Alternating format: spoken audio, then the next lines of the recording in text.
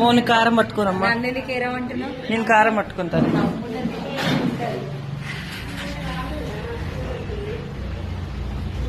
మేమైతే ఎప్పుడు ఈయన తీసుకుంటాం. నేను నేర కారం అంటా. కారం దోసకాయలు తీసుకో. ఆలుగడ్డలు అంటే మనోళ్ళు తింటారు, తీసుకున్నా తింటారు. ఫ్రెండ్స్ ఇక మేమైతే ఈరోజు కూరగాయలు తీసుకోవడానికి అయితే వచ్చినాం. చూడండి, ఇవి అయితే ఇంతవరకు ఒక్కనాడు కూడా తినలేము.